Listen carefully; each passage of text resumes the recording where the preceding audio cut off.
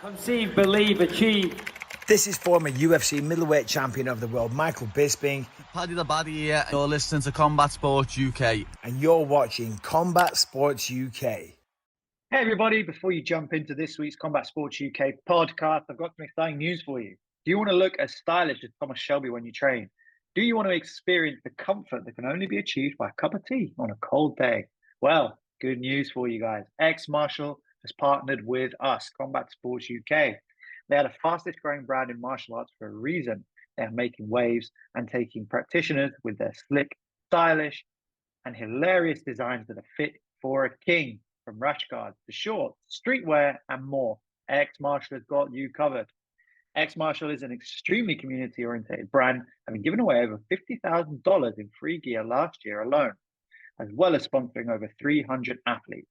And if you shop using the code CSUK10 at checkout, you can get 10% off everything in store. That code again is CSUK10 at checkout. Go and check out xmartial.com and enjoy the fight. All right. Hello, everybody. Welcome back to Combat Sports UK podcast. I'm here with my boy, Patrick Dana. How you doing? Doing great today. How are you, John? Good. We're here to break down the Tybura versus Tuivasa fight night. A little bit of disappointment in the main event. There's like people mostly fans of Bam Bam. However, we're gonna start with the breaking news of the night that happened that day. Was Jose Aldo is back. The King of Rio will fight at UFC 301. Allegedly the co-main if everything stays intact against Jonathan Martinez. How do you feel about Aldo being back? Man, I think it's awesome. I mean, it's Jose Aldo. I mean, I know it seems like he had a bad run to end his UFC career, but he really didn't. He was 3-1 in his last 4 fights. Took out Rob Font, took out Chito Vera, took out Pedro Munoz, and then lost the decision to Merab in Salt Lake City. I mean, he really looked solid the end of his UFC run, and I'm happy to see if we get that same Aldo back for this. I go on the contrary a little bit. I think once you retire, I don't like seeing them coming back, especially Aldo. He's done it all basically. You know, he's been the featherweight GOAT before Holloway, Connor, and Volkanovski. Was considered one of the greatest of all time. I liked his move to bantamweight. He had to get out of the division, do something else. He had a good run, like you said, before retiring, going 3-1. However, I think when you call it quits, you got to stop. But I do understand the King of Rio fighting in Rio, and if that could be his actual retirement fight, I think he deserves a proper retirement in front of his home crowd. Yeah, that would definitely make sense to me if he picked up an impressive win. If he loses, maybe not. Maybe even if he loses, but yeah, no, but him going out on a win in Rio would be like the storybook ending that a lot of fighters usually don't get to have. So I'd definitely love to see that. Yeah, especially with how Bruce will announce it. The UFC Hall of Famer, former featherweight champion. People go nuts in there. I think he's actually the first Hall of Famer to fight after being inducted in, if I'm not mistaken. No. We brought it up last week. Oh yeah, we did, right? With Shogun. Shogun was Yes. he was announced as a Hall of Famer. And there's a little weird the fight of the, and they still say Hall of Famer, like Cub Swanson fought versus Cub Swanson fought, and he said he's a Hall of Famer. And then Robbie, I think, got inducted like right before his fight with Nico Price. Nico Price, yeah, I believe so. He is the UFC Hall of Famer or something like that, yeah. Mm-hmm. I don't know if I don't remember if they said it for John Jones, because I know his fight with Gus #1 is in the fight wing. Yes, it is. But I don't remember Bruce mentioning it. I don't But remember either. This is Aldo. He's fighting Martinez at 14. So Martinez is ranked as 14. Would he continue going again for that bantamweight strap? I don't see a reason to. I mean, if he wants to, why not? But I just don't. I wouldn't see a reason for him to push for the title shot. I feel like he should just take if it's not going to be his retirement fight, he should just take a couple fun fights. Like Jonathan Martinez is like the perfect battle of leg kickers. Yeah. So just continue that trend of fun fights and things of that nature. And I think that would just be a good thing to go out on, I feel like. Agreed. Agreed. Well, okay, we're here to talk about Tuivasa Tybura fight card. We're gonna start right at the top of the main event. Marcin Tybura submits Bam Bam in the first round. I believe there's a minute left, so he just we broke it down a little bit. We are like Bam Bam cannot be taken down. Tybura eventually got takedown. Try to Tuivasa tried to scramble, gave up his back, got submitted, put to sleep. Is Tuivasa washed?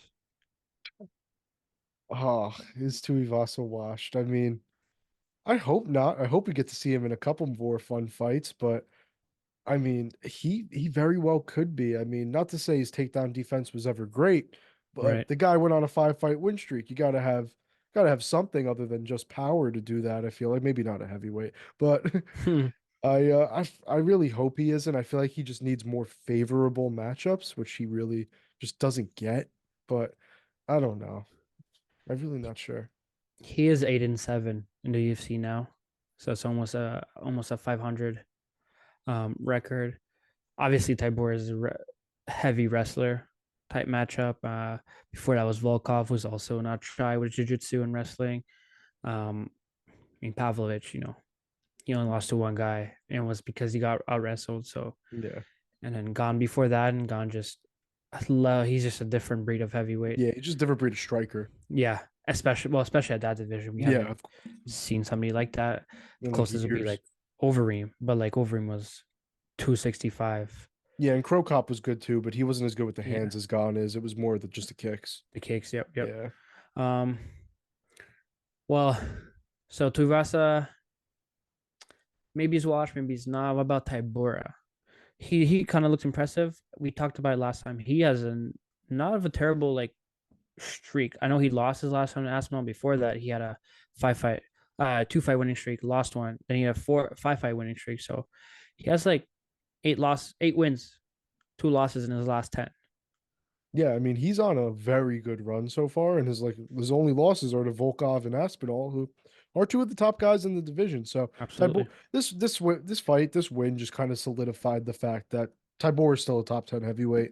He's going to be a top 10 heavyweight until he retires at this point, because he's 38 years old and he's still putting on performances like this. So I mean, I don't see a world where at this point Tybura is really going to fall far out of the rankings or anything like that. I think he's going to probably stay ranked until he's retired at this point, just because he's still beating young guys, still beating other wrestlers, strikers, guys that can mix it up. He's beating everyone basically except the top guys.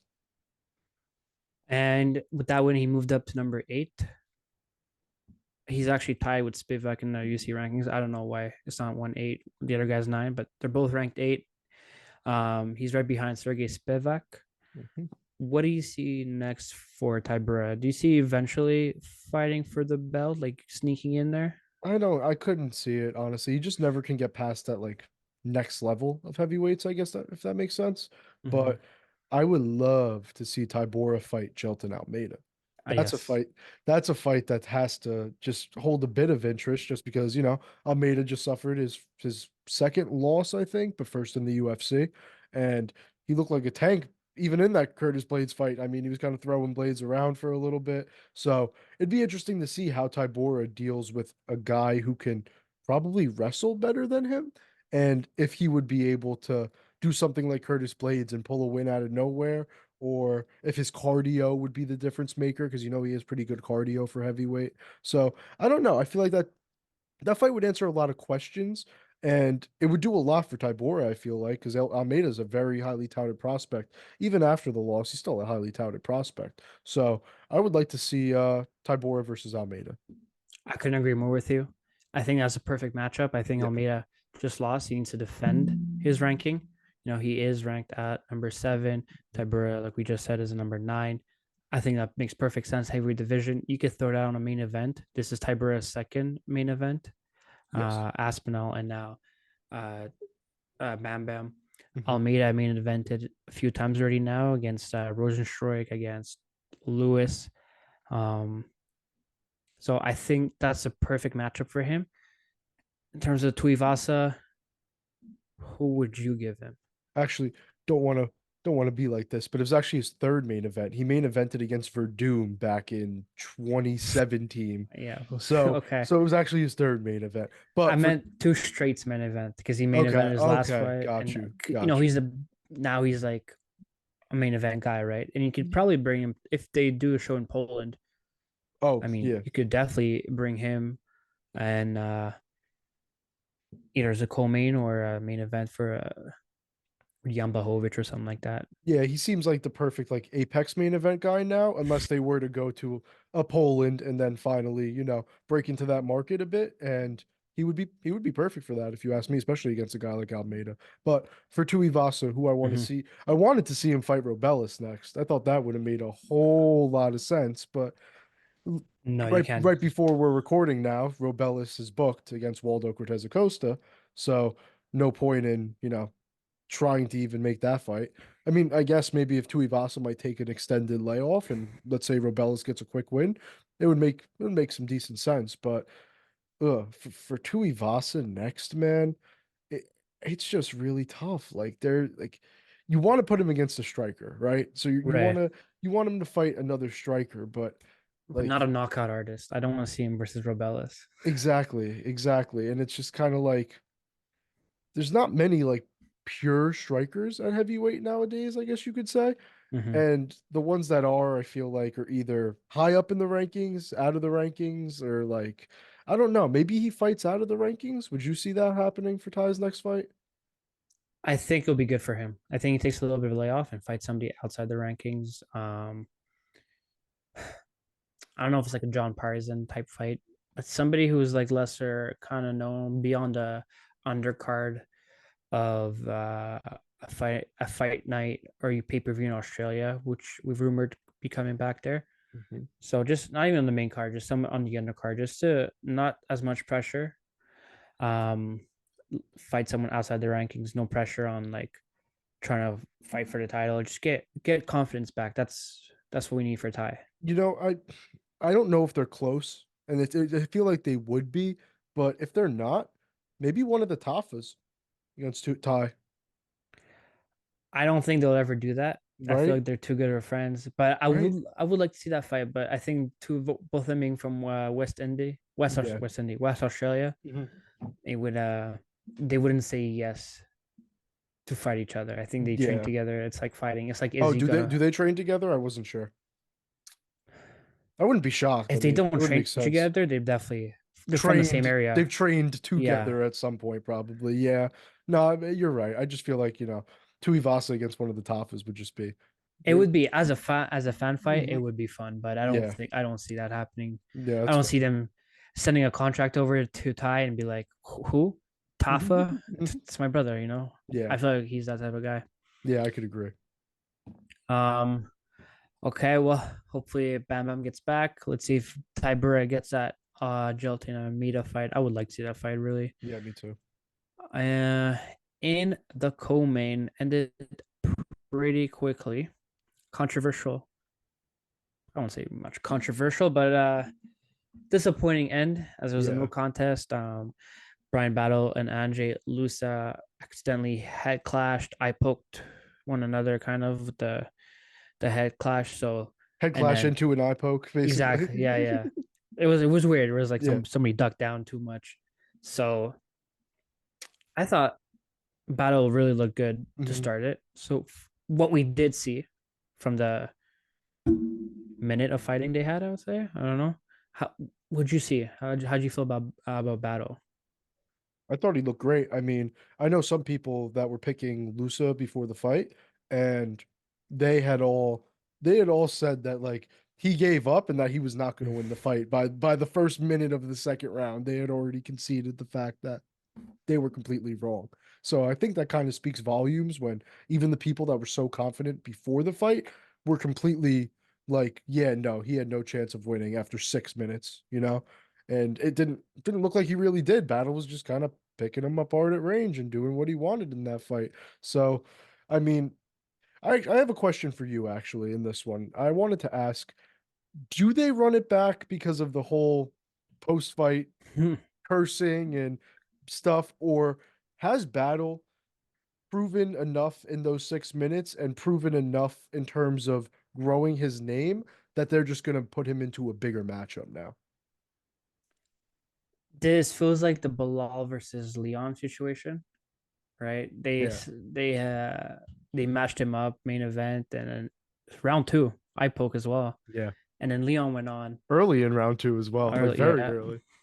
Leon went on, and he went to fight Diaz in for the title next, right? And then Bilal is still like far away from the rank from the title as we. I don't know Yeah, what's but happening with it. Bilal even got a decent fight after that. I think he fought Maya, I want to say it was after that. So he even got a pretty big fight after that. Did he fight Meyer or did he fight Burns after that? Oh Maya no, was, he fought yeah, Brady. Brady. yeah, it was Maya So first. he fought lower Yeah. in the rankings. Yeah. Yeah. Um. Yeah, I think Battle looked good. I think depends how recovered Lusa is. Because I don't know.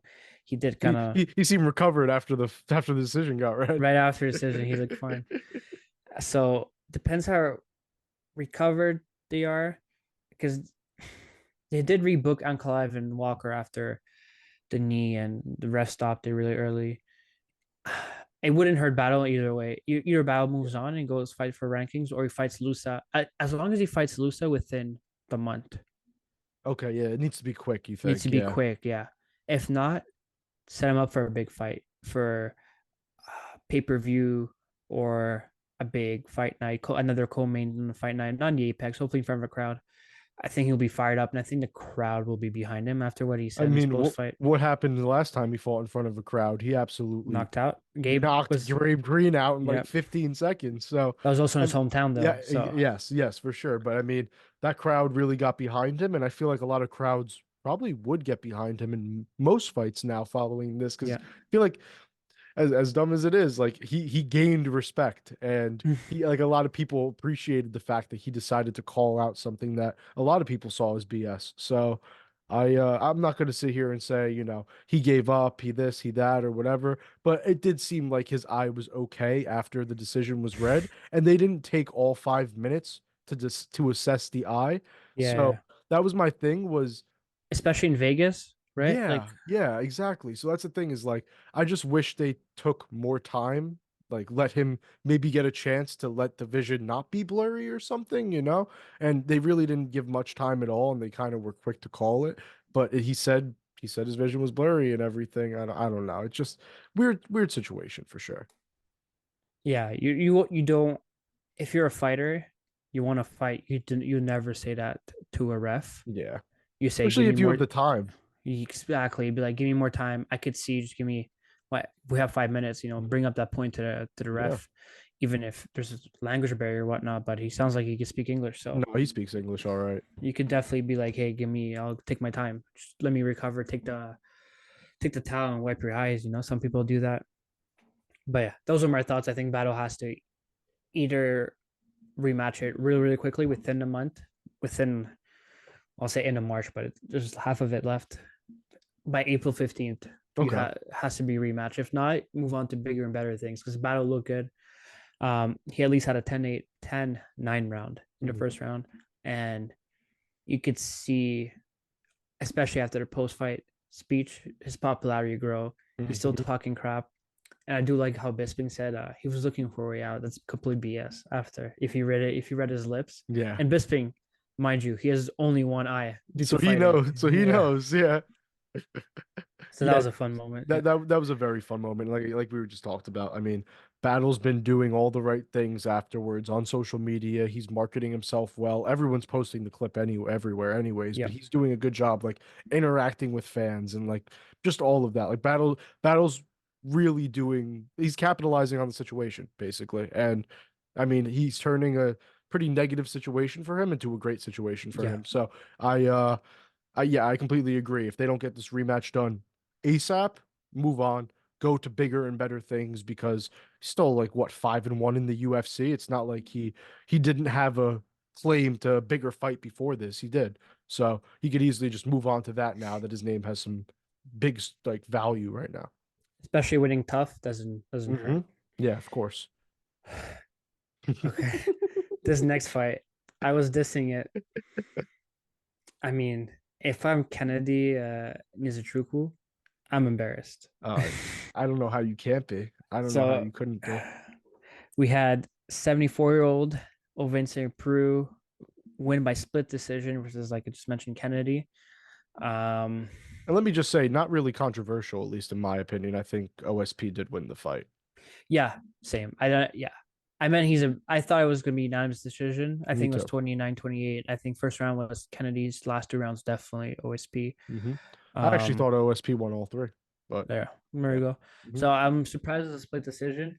I should have cashed out my parlay right after Rodriguez, but I do wonder how many crazy DMs Kennedy got of people saying his poor guy though. You know, he already knows he had a bad performance. Like I feel bad for him, like having to go on social media after that and see all the people talking about how bad his performance was, and then going in his DMs and seeing all the upset bettors or whatever just absolutely trashing him for ruining whatever parlay they threw him in. I mean, just it's you feel for guys in moments like that, but it was a bad performance for sure.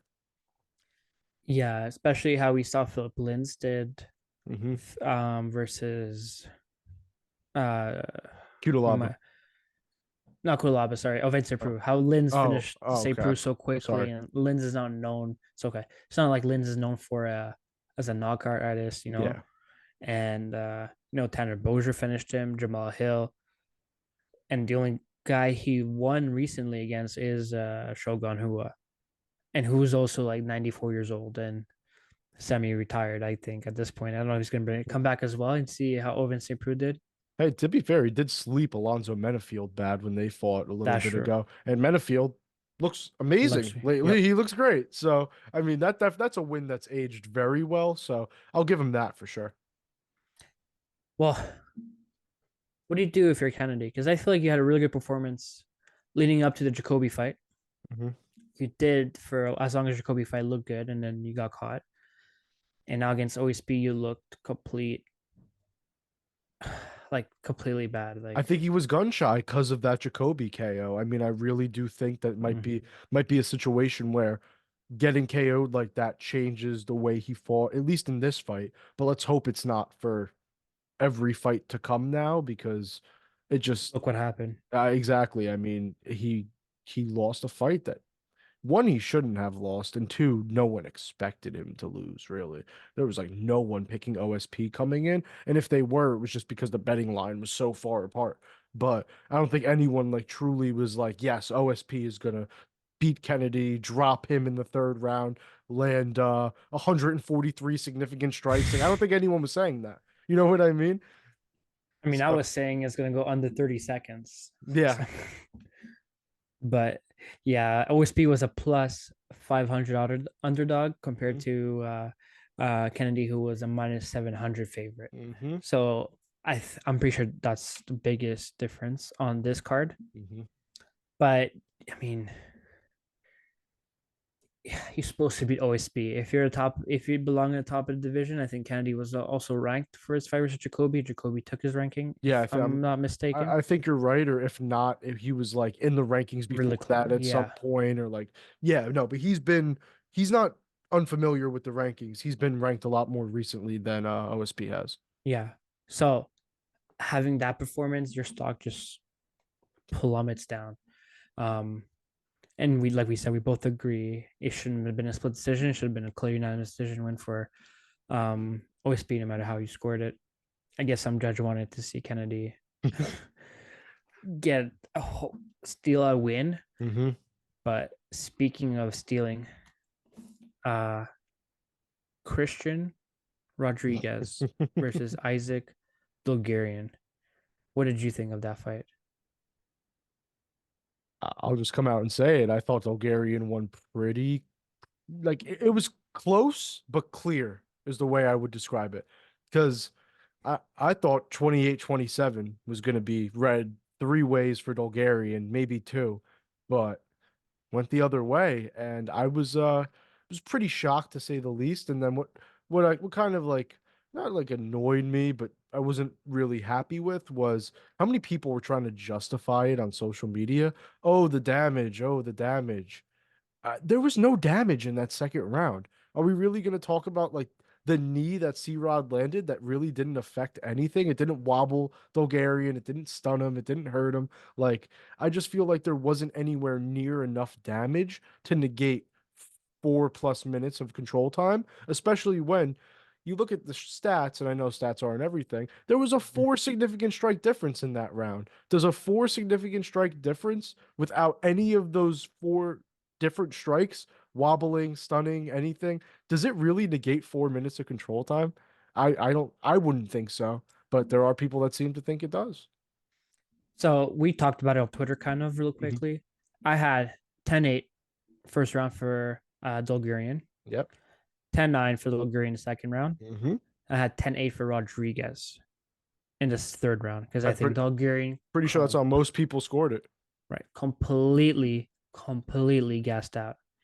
If you do the math on that, it would be a 28-27 for Dolgarian. Yep. I could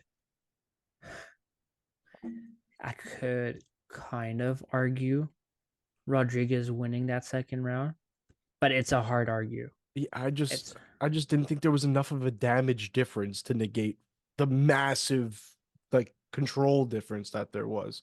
But I mean, obviously, the refs felt, I mean, the judges felt differently, and it's not like we can do anything about it other than complain and keep complaining about bad scorecards. They're going to keep happening. So, I mean, guess we just got to move on for both guys' sakes. okay. Well, let's move on from the scorecard and think of Yes, yes. what do you think about this performances wise for Bulgarian? Because it was his second fight in UFC.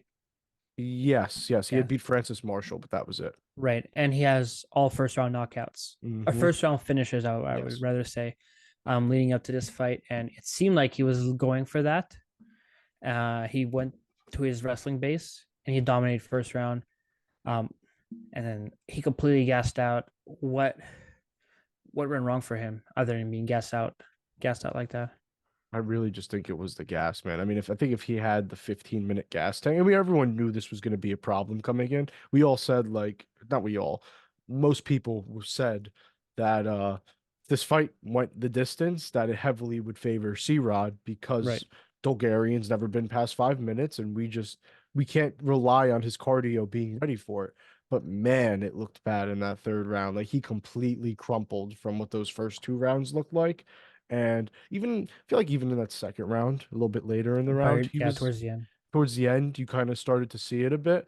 But ooh, that third round was such a bad look. I mean, he almost got finished a couple different Yes. times in that Oh, third round. So, I mean, that's all I really think it is. I think if he just had 15-minute cardio, he would have continued to just use his wrestling to completely outclass C-Rod. But once he got gassed, it was a completely different fight. Completely.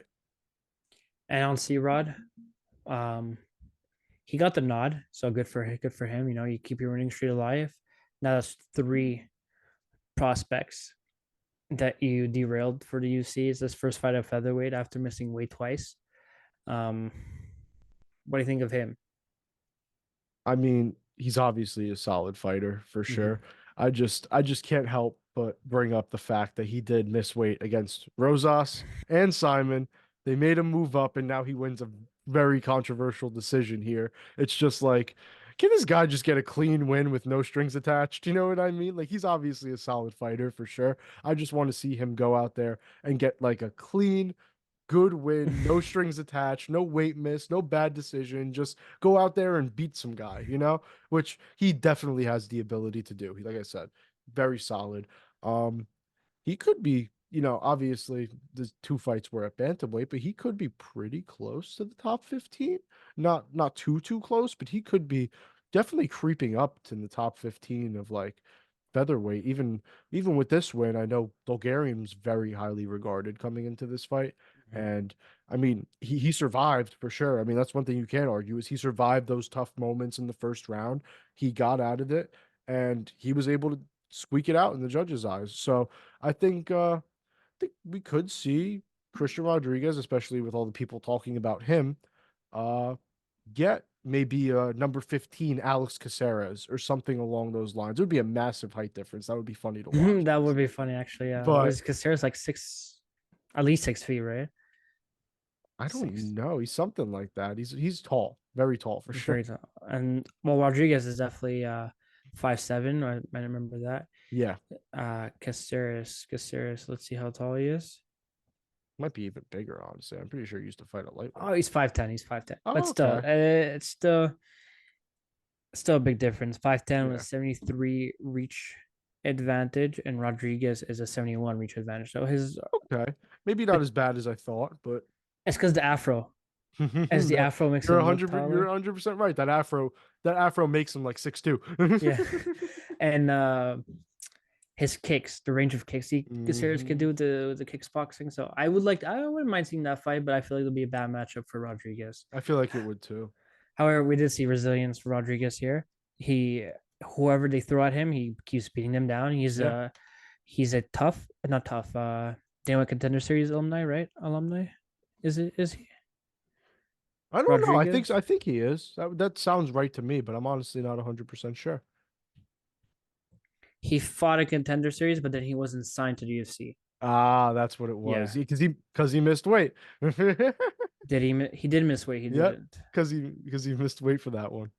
Oh, he was a Contender Series. Yes, you're right. You're right. He Mhm. did miss weight for that. Oh Yeah, my. by 3 pounds, or maybe 2, but yeah.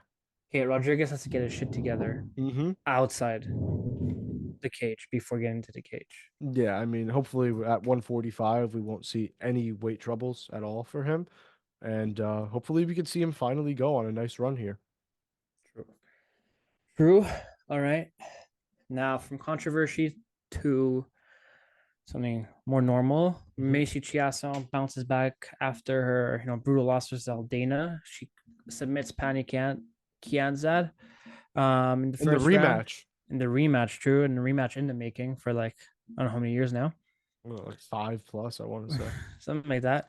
Both women were ranked, as we talked about, in the bantamweight division. Who we need to see some movement there to see Raquel defend her belt, especially with Holly Holm fighting Kayla Harrison. Thank you. Kayla Harrison and Juliana Pena talking her crap all the time. So somebody has to come close to it. She looked good. I think she looked determined. She was like, I'm gonna go for this, and she got the rear naked choke. I mean, it pretty great performance for Macy. I mean, I didn't see any holes in her game, any flaws with that performance. Penny, on the other hand, definitely saw a couple flaws, definitely saw a couple holes. And I don't know if it was us that talked about it, but I was asking, like, why was Penny ranked so high coming into this fight? And I still It was us, yeah. Yeah, and I mean, I know she was on a bit of a win streak, but none of the girls she beat had been that highly touted by any means. And I guess we saw, why she shouldn't be ranked that high in this fight. And it's kind of funny because, Kiasin hasn't had a finish since 2019, May of 2019. And she was on a 3-fight finishing streak in her start of her UFC career. And the first one of those was a rear naked choke win over Penny Kianzad. And she just hadn't been much of a finisher since then. Stuck And now to the game plan. and that's the thing. She just came out here after not having a finish in 4 or 5 years now, and literally just did what she did 6 years ago when they first fought and got the quick submission. I mean, she just, like you said, stuck to the game plan and executed it perfectly. She knew what she was going to do, knew what she had to do, and went in there and did it with no problem at all, honestly. And after following that win, Macy moved up 4 spots from 10 to 6. And guess who is? Let me restart that. Guess who she's ranked right behind? Holly Holm. Oh, number 5. So top 5 division is Pennington champion, obviously. Pena's number 1, Silva number 2, who just lost the belt. Caitlin Vieira number 3, Irene Aldana number 4, who she has a loss to, and number 5 is Holly Holm. Who would you match her up now? Because she has to go up. I mean, she pretty much has to, unless she's going to fight like Misha Tate or something like that, which I just don't really see happening. So yeah, no, I agree she has to go up. And why not match her up with the girl who beat Penny in the fight before that, Ketlin Vieira? That would make sense to me. I think that it's two good grapplers, two girls that like I don't know, they've been around for a bit, but Mhm. also like they obviously aren't washed by any means, and they both still have like title aspirations. And I feel like that would make sense. I think Vieira needs another decent win. She had the loss to Raquel. It was a close fight, but I feel like she could go on a bit of a win streak and really like etch her claim for a title shot with a win over a girl like Macy. You would jump her over Irene Aldana, even though she has a loss to her by finish. Yeah, I mean, not to say it was a fluke by any means, but I just don't think Aldana would ever beat anyone like that again, let alone Macy like that again. I mean, that was just such a crazy, crazy finish. And I liked the way Macy looked in that fight before the finish. So I think if they were to Mhm. rematch Aldana and Macy, there's a chance that Macy would win the rematch. I mean, so I don't, not to say that the win means nothing by any means, but I wouldn't be turned off by it at all. So up and beyond for Macy, Penny. I think she's just going to be slowly moving down to from the rankings, and I don't know what you do with her next.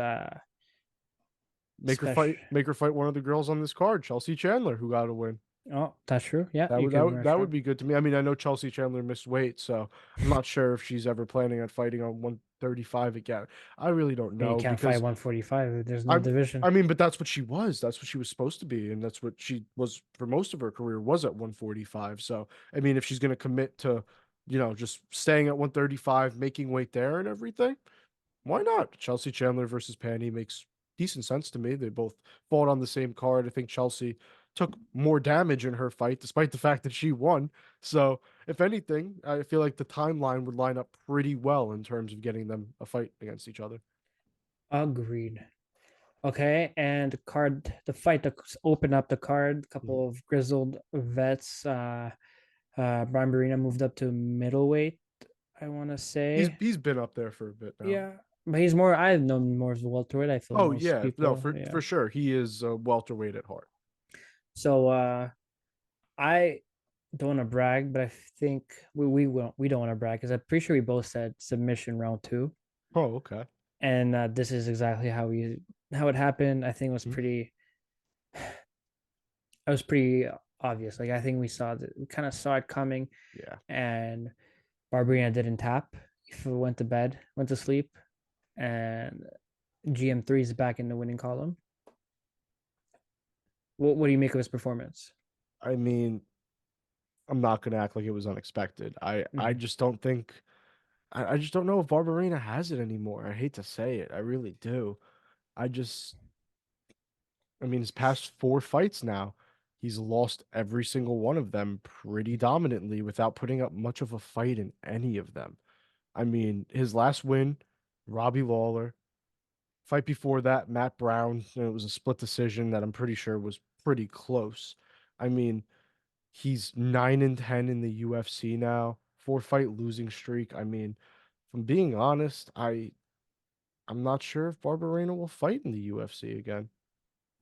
You think next round of cuts we'll see Barberina's name on there? It wouldn't be the most surprising thing to me, honestly. I mean, there's guys who have gotten cut for less. I know he's been around for a bit. He's a company guy and everything, but going through his record here, I mean, what? He's like 5-8 and his last 13, something like that. I just I just don't have much confidence in him doing anything, especially at middleweight too. If he was going to drop Yeah. back down to welterweight, maybe hold off on it a bit. But if he's going to stay at middleweight, I haven't seen a thing from him that makes me convinced that he'll make any impact, honestly. As sad as it is, yeah, I think Barberina was more like a fun type fighter, Hmm. but he's up there in age, uh, 34. even though Mershot is older than him. Yeah. Um, it's just hard. I think he's definitely like a legend of the sport, like a Jim Miller type. That Yeah. he just he'd like to brawl. He was in a few wars. Him versus Vicente Luque, I remember is I a mean, thing of I think he was like 10 seconds away from potentially beating Luque in that yeah, fight. I think he might have been up on the scorecards, but yep. I mean, Luque hits hard. Luque got him out of there late. Yeah, so I do think we'll see him one more time Hmm. in the UFC, maybe later in the year. Okay. Um, but it could be his last fight in UFC. I could see that too, and maybe Bellator will scoop him up. I actually seen someone talking about that, saying that like it would be good to just let him go to like PFL and have some like fun showcase fights or something like that. Yeah, I would agree, honestly. yeah, especially PFL, depending on what or Bellator their drug testing. Maybe you can Yeah. take a few extra things to, the Santos method Yeah. to fight in welterweight division over there, Hmm. and obviously step down in competition compared to the UFC. He's not gonna be fighting these prospects or Yeah. like RDA types that like just will do anything to win. Hmm. No, completely. Also, I did want to point out that Mearshart ties Anderson Silva's record for most finishes in middleweight history with this win. So, I mean, that's just that. I mean, I know Mearshart's 36, but doesn't really look like he's slowing down. Yeah, true. And if you want me to be honest, if he has another 3 fights in the UFC, I think it's a good chance that he ends up breaking Anderson Silva's middleweight finishing record. Well, before that, he had a 2 fight losing streak. Hmm. So he's a streaky fighter. Yeah, for Um, sure. Also, just to play devil's advocate, Mhm. how many fights did Silva get that finishing streak, that record, and how many? Probably way less fights than GM3, right? I don't know. GM3 has 20 fights in the UFC, so it's actually not too many. I'd have to look at that quick actually. Let me look that up real quick. I'll talk while you do that, Mhm. but yeah, I do think, yeah, definitely 3 more fights. You could definitely finish 1 or 2 of them and be So close. Silva right now has 4 more UFC fights than GM3. Oh well, He's at 24, including not including a no contest that he had. So technically 5 even. So I mean, hey, GM3 could do it quicker than Silva did, as crazy well, as it is to say. what do I know? What do Yeah, I know? it's okay. I just go on this podcast, talk crap about stuff I don't even know. But good on Gerald, good on Yeah. Gerald. Because he's like I mentioned, grizzled vet. Hmm. He is also a company man a little bit. He fought Hamza at a middleweight, got knocked out, but then um fights Joe Pyfer. Fights everybody, Yeah. all the up and coming. So Yeah, it doesn't seem like um he says no to anyone, really. yeah. So good for him. He definitely could be an Apex card type fighter. Hmm. But his last fight before that was Petrovsky was probably fight a night for me on the UFC 292. 292 O'Malley versus Sterling, right? So I was there for that. Yeah, that was a good yeah, fight. It was that a was a good really good fight. So fight. he's definitely not far away. He compared to Barberina, he still seems like his head's in the game. Yeah, yeah, 100%. I'm looking forward to Gerald's future because, like I said, another 3 UFC fights, and we could see him hold a record, and he deserve it. He's 11-9 in the UFC, 11 finishes. That's just Barberina, man. He just fit. I mean, not Barberina. That's just Mearshart, man. He just finishes every fight that he's in. I think I misspoke earlier. I should have said Gerald is more of the Jim Miller type because Miller has like most. He's holding a record, right, for most fights Yes. UFC, and he's close to the most finishes in the UFC. Like he's up there with Oliveira. Yeah, I think He's him and close Charles. up there. He's behind him and Cerrone fought, right, and whoever won had. Oh, that was for the most Yes. fight. Yeah, something like Yeah, that, right? yeah, it was something along those lines for sure. I mean, Jim Miller's top 2 in finishes all time, and top. I think he is the top in fights of all time. So Well, you're yeah. not far off. So he's probably the higher division, the heavier division of Jim Miller type. Um, do you do you want to say anything about the prelims? Any fighters that stood out? Any fights that stood out? Of It's your course, show. Yeah. I mean, there's definitely a couple names I'd like to throw out. First one, obviously, Mike Davis, Mike baby. Davis. Yeah. Round of applause, Mike Davis. I mean, stop taking so long in between fights, Mike. You're on a 4-fight winning streak now. Hopefully, you get the money you deserve because the last time we talked, that was the reason you weren't fighting as often and weren't fighting guys higher in the rankings. Hopefully, they add a little bit of add a zero or two to that paycheck or something. And no, but I hope they give Mike Davis a little bit more money so he's more apt to take on some guys right outside the rankings, even in the rankings, because Mike Davis is action. I mean, he's fun. He was hurting Levy on the feet, immediately brought it to the ground after, and just dominating him. And I mean, they said it on the broadcast. He looked so calm in this fight, so calm. It looked like he really wasn't Breathing even heavy or yeah, no, he yeah, like wasn't even in much trouble. Like he was just calm, knew what he was gonna do at some point, and just was waiting for it to get to that point. So Mike Davis, we love you. Please fight more. I just Uh want to mention mhm, that's a 4-5 winning streak mhm. in 5 years. So So bad. I know. it definitely has to be He takes like a year and a half between every fight. yeah. So Yeah. hopefully he didn't look hurt No, in that not at fight. So all. hopefully they'll match him up quickly and his he could always find an opponent in the lightweight division. Hell yeah. And then Jafel Filo, I mean, made quick, easy, not too quick, but easy work of Ode Osborne. I mean, Yep. this guy's a stud. Straight up. I mean, he almost ripped Mohaev's leg out of the socket, basically. And that's his only UFC loss. We all know Mohaev's great. Um, I'd like to see Filo start to push close to that top 15 because I think he is ready. I think his ground game is one of the better ground games at 125 pounds. And I'd love to see him matched up with like would be interesting to me? Maybe a Josh Van. I know Josh Van's booked at the moment, I'm pretty sure. He has a fight coming up, but I'd like to see that matchup at some point because it would be able to show us like how Van's ground game looks. And I know people still have questions about Philo because he got dropped in his last fight early and then had to come back and win. So it would answer any questions about, his chin or like just how he takes damage. So Jafel Philo could be inching up to the top 15 now too. Well, we did see Pantoja take a fight versus Steve Ercik. So the flyweight division is kind of lackluster in talents. I wouldn't be too shocked if we see him fight for top 15. If he could fight somebody like Tim Elliott. Tim Elliott probably is a big jump. He's number 8, but Mhm. that's what Momokaev did, I think, right? Right after his first fight ranked was Gordon and then Elliott. Was Gordon ranked when they fought? I'm not even sure. Oh, if they weren't ranked, then Elliott was his next fight, right? Yeah, yeah. So and he's been ranked. So Mhm. you could definitely match him up with anybody with David Dvorak if you want to prove his chin is still there versus Sumir Darji. And Darji, he's got submitted 2 fights in a row now, so So might yeah, could be a favorable matchup for him yeah. too. So So yeah. I wouldn't be surprised if he flyweight division. You could see movements is happening. The top, well, top is more like Royval Moreno. Mhm. Can't really fight for the belt anytime. Mhm. So the lower guys have to make an improvement. Mokav didn't look too good against Perez, who hasn't fought in like 7 years, who has more canceled fights than actual fights. Yeah. So especially with the fresher fighter coming in, but whatever, we'll talk about that another time. Because he's so mad that he didn't get the title fight. Yeah, he was pissed that he didn't get the title fight. But also shout out Danny Silva.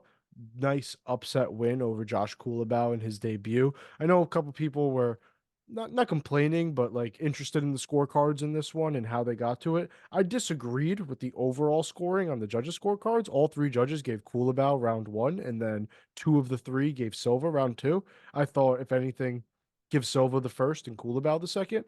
But Silva ended the fight as good as you could. I mean, he definitely put like a stamp on the win in that 3rd round, and I'm very excited to see what Danny Silva could be up to next. I mean, this is a it was a big fight for a debut, and it was a massive win for a debut. I mean, Hulabau was fighting for a ranking spot in his last fight, and Danny Silva comes in his first UFC fight and beats him and looks great in the process. So I'm definitely gonna keep my eye out on a guy like Danny Silva for sure. And then last but not least, I'll bring up Thiago Moises.